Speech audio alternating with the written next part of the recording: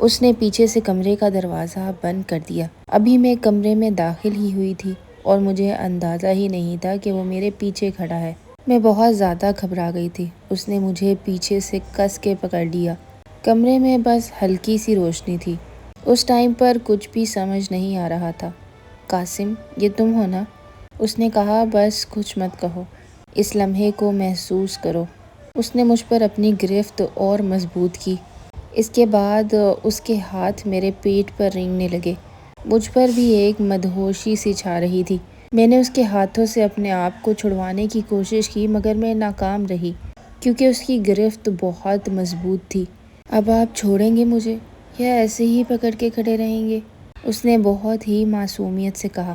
قاسم بولا، میری جان، صبح سے تو تمہارا انتظار کر رہا ہوں۔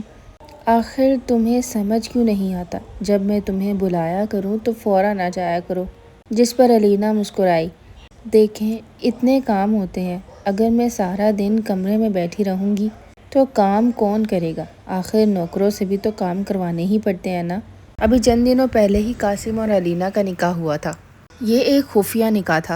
ابھی تک زیادہ لوگوں کو نہیں پتا تھا کہ وہ نکاح کر چکے ہیں، کیونکہ اگر یہ بات گاؤں میں پھیل جاتی تو پھر بہت سے دشمن ان کا تعاقب کرتے۔ اسی لیے قاسم نے ضروری نہیں سمجھا تھا کہ ابھی کسی کو بتایا جائے۔ علینا ایک معمولی سی گاؤں کی ہی لڑکی تھی جس پر قاسم کا دل آ گیا تھا۔ آج علینا نے قاسم سے پوچھا تھا کہ آپ کب اعلان کریں گے؟ آخر ہم کب تک اس طرح چھپ چھپ کر رہ سکتے ہیں؟ قاسم اسے اپنے فارم ہاؤس پر لے گیا تھا جہاں پر کبھی کبھار ہی اس کا کوئی رشتہ دار آتا تھا، ورنہ اس کے نوکر ہوتے تھے۔ نوکروں کی تو ایک فوج تھی علینا کے پاس۔ قاسم کے ابا، جنہیں سب گاؤں میں چودھری صاحب کہتے تھے، وہ اپنے بیٹے کی شادی اپنی ہی برادری میں کرنا چاہتے تھے، ایک ایسی جگہ جہاں پر انہیں سیاست میں اور زیادہ بڑی پوزیشن ملے۔ مگر قاسم تو اپنا دل کسی اور کو دے بیٹھا تھا اور اسی وجہ سے ابھی تک اس نے اپنے ابا کو بھی کچھ نہیں بتایا تھا۔ مگر یہ بات چھپنے والی زیادہ دیر نہیں تھی۔ قاسم اکثر صرف رات گزارنے ہی علینا کے پاس آیا کرتا تھا۔ آج علینا نے قاسم سے شکایت کی تھی کہ وہ سارا دن اس گھر میں اکیلی رہتی ہے اور اسے پوچھنے والا بھی کوئی نہیں ہوتا۔ آپ پلیز جلدی آ جایا کریں نا۔ اتنی معصومیت سے علینا نے اسے کہا تھا کہ وہ رہ نہیں سکا۔ اس نے اپنے لب علینا کی گردن پہ رکھ دیے۔ وہ علینا کی محبت میں مسحور ہونا چاہتا تھا۔ میری جان، آپ حکم کریں، میں اب کہیں پر بھی نہیں جاؤں گا، صرف آپ کے پاس ہی بیٹھا رہوں گا جب تک آپ چاہیں۔ علینا نے آج کچھ نہیں کھایا تھا۔ ایک نوکر سے پتہ لگا تھا کہ بیوی سارا دن بھوکی رہتی ہیں اور آپ کے انتظار میں روتی رہتی ہیں۔ آج قاسم نے اپنے ہاتھ سے علینا کو کھانا کھلایا۔ وہ اس کے نقوشوں کو دیکھ رہا تھا جو کہ بہت ہی خوبصورت تھے۔ وہ علینا پر جان نثار کرتا تھا کیونکہ وہ اسے پہلی ہی نظر میں بھا گئی تھی۔ صرف علینا کے گھر والوں کو پتا تھا کہ اس کی شادی سائیں سے ہو چکی ہے اور علینا کے گھر والے خاموش تھے کیونکہ قاسم نے انہیں خاموش کروا دیا تھا۔ قاسم جب علینا کی قربت میں ہوتا تو اپنے آپ کو بہت ہی زیادہ محفوظ محسوس کرتا تھا۔ یہ بات علینا کو اس نے کئی بار کہی تھی۔ آج علینا اس سے بہت زیادہ ناراض تھی۔ بس وہ یہی چاہتی تھی کہ قاسم سارا دن اس کے ساتھ رہے اور قاسم نے علینا کی بات مان کر اس کے ساتھ سارا دن گزارنے کا فیصلہ کر لیا تھا۔ وہ کھانا بھی بہت مشکل سے کھا رہی تھی۔ اس کی طبیعت ناساز ہوتی جا رہی تھی اور یہ سب اس وجہ سے تھا کیونکہ وہ بہت زیادہ اکیلا محسوس کرتی تھی اور بہت زیادہ ڈری ہوئی تھی کہ جب سب کو پتہ لگے گا تو کیا ہوگا۔ بڑے چودھری صاحب تو اسے چھوڑیں گے نہیں کیونکہ وہ ایک معمولی سی لڑکی تھی، نہ اس کا کوئی بیک گراؤنڈ تھا اور نہ ہی اس کے پاس کوئی جائیدادیں۔ وہ تو بس قاسم کے پیار میں پاگل تھی اور اس نے قاسم کو کہہ رکھا تھا کہ وہ اس کے لیے جان بھی دے سکتی ہے، جس پہ قاسم نے اسے کئی بار چپ کروایا تھا کہ اس طرح کی باتیں اسے بالکل پسند نہیں ہیں اور خاص طور پر ایسے شخص کے منہ سے جس سے وہ بے انتہا محبت کرتا ہو۔ اور آج وہ پورے دن کے لیے اسی وجہ سے اس کے پاس رکا تھا کہ علینا کو منا سکے اور اس کو یہ بتا سکے کہ وہ اسی سے محبت کرتا ہے اور اسی کا دم بھرتا ہے۔ یہ سب تو صرف کچھ دن کے لیے ہے، اس کے بعد وہ اسے حویلی لے جائے گا اور سب کے سامنے اعلان کرے گا کہ وہ نکاح کر چکا ہے۔ لیکن اس سے پہلے مشکل یہ تھی کہ اسے اپنے ابا کو منانا تھا۔ चौधरी साहब, जो कि किसी सूरत इस रिश्ते के हक में नहीं थे, उसने पहले भी एक दफ़ा बताया था, लेकिन चौधरी साहब ने उसे साफ मना कर दिया था कि अगर उसने ऐसा किया तो वो इस घर में दोबारा ना घुसे। बस वो इसी चीज़ को लेकर परेशान था, मगर उसे अपनी जायदाद जाने का डर नहीं था। वो तो बस इस चीज़ पर परेशान था कि कहीं अलीना को कोई नुकसान न पहुंच जाए। अलीना की आंखों में आंसू थे कि उसकी वजह से कासिम को कितना कुछ सहना पड़ रहा है। उसने कासिम के कंधे पर सर रखकर रोना शुरू कर दिया। अलीना, तुम रो क्यों रही हो? पगली, ये सब कुछ मैं तुम्हारे लिए ही तो कर रहा हूँ, बल्कि हमारे लिए।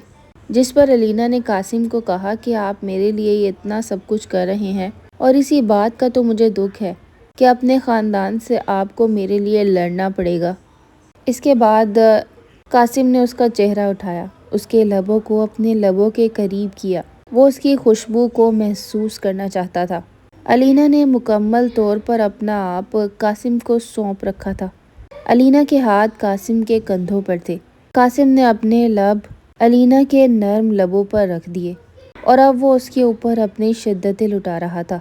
उसने अलीना को कहा कि तुम्हारी कुर्बत में इतना सुकून है कि मैं दुनिया छोड़ सकता हूँ। ये सुनकर अलीना मुस्कुराने लगी। इसके बाद उसने उसे बेड पर लिटा दिया और ख़ुद उसके ऊपर साया फिगन हो गया। आज उन्हें डिस्टर्ब करने वाला कोई भी नहीं था, क्योंकि कासिम को हवेली में कोई काम नहीं था और इसी वजह से वो अपने फार्म हाउस में आ गया था। लेकिन उसे नहीं पता था कि पीछे से उसके अब्बा आ रहे हैं, क्योंकि उन्हें किसी ने खबर दी थी कि आपका बेटा फार्म हाउस में गुल खिला रहा है। और ये सुनकर चौधरी साहब तिलमिला गए थे। वो दोनों ही एक दूसरे पर अपनी शिद्दतें लुटा रहे थे, एक दूसरे में गुम, एक दूसरे की बाहों में। वो अपने आप को बहुत ज़्यादा महफूज महसूस कर रहे थे। वो दोनों ही दुनिया से बेगाने एक दूसरे की मोहब्बत में सरूर पा रहे थे। अलीना दिखने में बहुत ही खूबसूरत थी। उसकी सांवली रंगत और नशीली आंखें, उसके काले बाल और उसके लबों के पास वो तिल कासिम को कब उसका दीवाना कर गया था, कासिम इस बात से खुद भी नाआशना था। अलीना की जवानी भी अरूज पर थी। उसके नशेबो फराज कासिम को इतना मशहूर करते थे कि वो अपने आप को अलीना के पास जाने से रोक ही नहीं सकता था। और आज भी वो दोनों एक दूसरे पर अपनी शिद्दतें लुटा रहे थे। किसी ने कासिम का दरवाज़ा खटखटाया और ख़बर दी कि आपके अब्बा फार्म हाउस पहुंच चुके हैं। कासिम 2 मिनट के लिए तो घबरा गया, लेकिन फिर उसने हिम्मत बांधी। उसने कहा कि ये हकीकत एक ना एक दिन सामने तो आनी ही है, क्यों ना आज ही सही। कासिम उठा और उसने अलीना को कहा कि जब तक मैं न कहूँ कमरे से बाहर मत आना। उसने जल्दी से अपनी शर्ट पहनी और बाहर निकल गया। अलीना खड़ी ये सब तमाशा खिड़की से देख रही थी। चौधरी साहब फार्म हाउस पहुँचे। उन्होंने कासिम से दरियाफ्त किया कि कौन है वो लड़की जो इस वक्त तुम्हारे साथ है। कासिम ने अपने अब्बा को दोबारा से सब कुछ बताया कि उन्होंने उस लड़की के बारे में उन्हें पहले ही बता रखा है और वो निकाह कर चुका है, जिस पर चौधरी साहब उससे सख्त खफा हुए। मगर कासिम उनका इकलौता बेटा था और वो अपने इकलौते बेटे को ऐसे ही हाथ से नहीं जाने देना चाहते थे। उन्होंने कहा कि तुमने इस लड़की के साथ अपने आप को रखना है तो रखो, लेकिन तुम्हारी शादी वहीं होगी जहां मैं चाहूँगा, धूमधाम से। लेकिन कासिम ने इस बात से साफ इनकार कर दिया।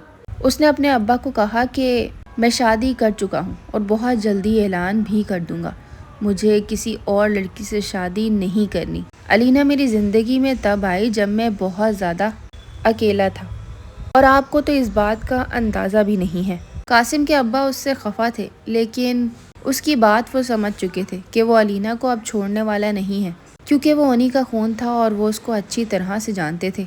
लिहाजा वो खामोश हो गए और उन्होंने कहा कि जो करना है करो, और वो वहाँ से वापस हवेली चले गए। अलीना ने जब देखा कि कासिम ने अपने अब्बा को मना लिया है तो वो दिल ही दिल में बहुत खुश हुई। इसके बाद कासिम ने बाकायदा तौर पर पूरे गांव में ऐलान किया कि अलीना उसकी बीवी है। इस ऐलान में उसके अम्मा अब्बा भी शरीक थे, जो कि अपनी बेटी को मलका बनी बैठी देखकर बहुत ज़्यादा खुश हो रहे थे। कासिम उसको हवेली ले आया था, मगर हवेली का माहौल अभी भी बहुत ख़राब था। उसके अब्बा उससे बात नहीं कर रहे थे, लेकिन उसने फ़ैसला किया था कि वो अपने अब्बा को ज़रूर मना लेगा, क्योंकि इस तरह घर में रहना मुश्किल था। تھوڑا عرصہ گزرا۔ علینا کی خدمت گزاری دیکھ کر چودھری صاحب کا بھی دل پگھلنے لگا۔